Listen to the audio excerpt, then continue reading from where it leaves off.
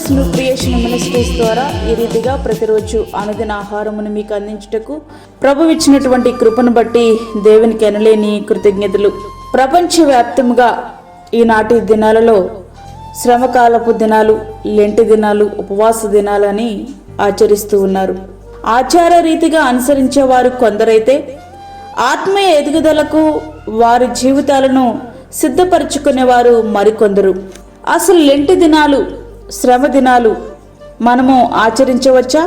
సూటిగా చెప్పాలి అనంటే అపోస్తులుల బోధకు కట్టబడిన సంఘాలుగా మన సంఘాలు ఉంటున్నప్పుడు అపోస్తులు క్రిస్మస్ కానీ, లెంట్ డేస్ కానీ, గుడ్ ఫ్రైడే కానీ, ఈస్టర్ కానీ అట్లాంటి ఏవి ఆచరించినట్లు కానీ అట్లాంటివి జరిగించాలని చెప్పిన సందర్భాలు కానీ లేఖన భాగాల్లో మనకి ఎక్కడా కనిపించవు.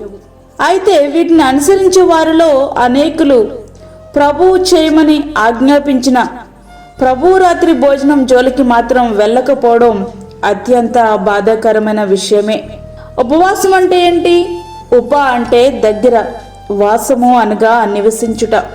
నిన్ను దేవునికి దగ్గరగా నివసింపజేసేదే లేదా దేవునికి నిన్ను మరింత దగ్గరగా చేర్చేదే ఉపవాసం.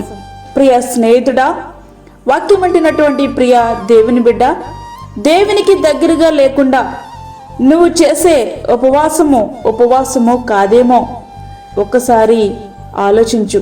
లెంట్ అంటే స్ప్రింగ్, వసంతకాలం. ఈ కాలంలోనే చెట్లు చిగురుస్తాయి.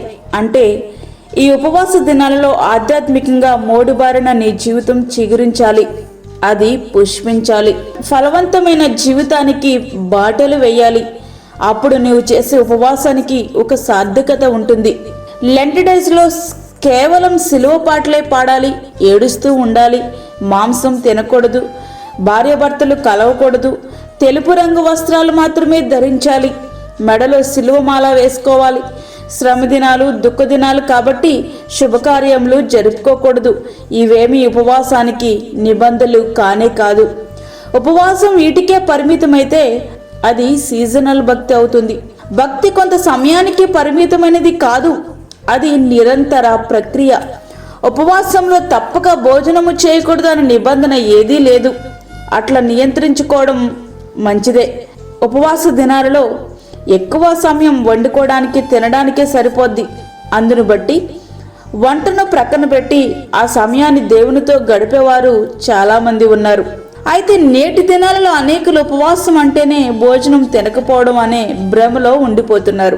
నిన్ను దేవునికి దగ్గరగా చేసేది, నిన్ను దేవునికి దగ్గరగా చేయనిది ఏది అది ఉపవాసం కానే కాదు. మేము 40 రోజులు ఆధ్యాత్మికంగా మరింతగా బలపడడానికి కూడుకుంటున్నాము అనడంలో తప్పులేదు. కానీ ఆధ్యాత్మికంగా బలపడుతున్నాము అనే భ్రమలో దేవుని వాక్యానికి విరుద్ధమైన పనులు చేయడం ఎంత మాత్రమూ శ్రేయస్కరము కాదు. మార్చి 2 మొదలుకొని ఏప్రిల్ 17 ఈస్టర్ వరకు 46 దినాలే శ్రమల కాలం అంటారు. ఆదివారములు తీసేస్తే మిగిలినవి 40 రోజులు. 40 అనే సంఖ్యకు పరిశుద్ధ గ్రంథములు ఎంతో ప్రాముఖ్యత ఉంది.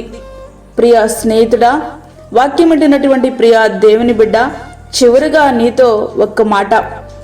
లెంటి దినాలను ఆచరిస్తున్నటువంటి నీవు నీ పాపముల నిమిత్తం పశ్చాత్తాపడి దేవుని నుండి నిన్ను దూరం చేసే వాటిని విడిచిపెట్టి దేవునికి దగ్గర చేసే వాటిని హత్తుకొని ఈ ఉపవాస దినములలో నీవు పొందుకున్న నూతన ఉత్తేజాన్ని నీ జీవితాంతం కొనసాగించడానికి ఒక స్థిరమైన నిజమైన తీర్మానం చేసుకొని అట్టి రీతిగా జీవించుటకు నువ్వు ప్రయాస పడగలిగితే ఈ ఉపవాస దినాలు నీ యొక్క ఆధ్యాత్మిక జీవితానికి తప్పకుండా మేలు చేసేవిగా ఉంటాయి.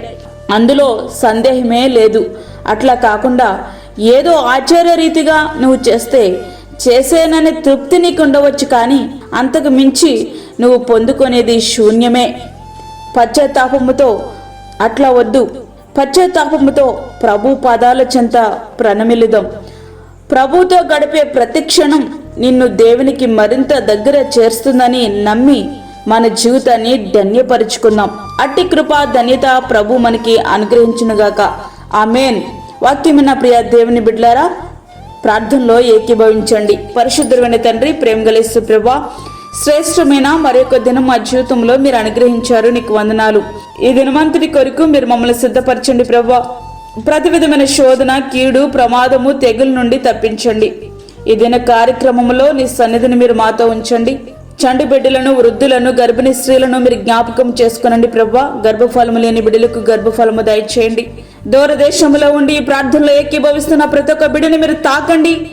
నీ యొక్క ఆత్మ స్వాధీనంలో ప్రతి ఒక్కరూ ఉండినట్లుగా సహాయం చేయండి ప్రభువా.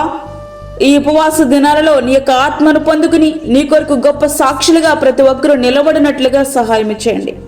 మాకు కాదు యెహోవా, మాకు కాదు, సమస్త మహిమ ప్రభావం మీకే ఆరోపించుకుంటూ యేసు పరిశుద్ధ నామమున అడిగి వేడుకుంటున్నాము తండ్రి, ఆమేన్. ఈ యొక్క వర్తమానములు ప్రతి దినము మీకు పంపించబడతా ఉన్నాయి. ఈ యొక్క అనుదిన ఆహారము మీ యొక్క స్నేహితులకు, మీ బంధువులకు షేర్ చేయండి. దేవుని పనిలో మీరు కూడా పాలిభాగస్తులు కండి.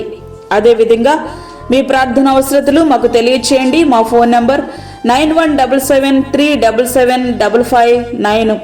దేవుడు మిమ్మును మీ కుటుంబమును దీవించునుగాక. ఆమేన్. దేవుని సేవలో మీ సహోదరి అన్నామణి సాల్మన్. మా ఛానల్ని సబ్స్క్రైబ్ చేయండి, షేర్ చేయండి, లైక్ చేయండి. దేవుడు మిమ్మల్ని దీవించునుగాక. ఆమేన్.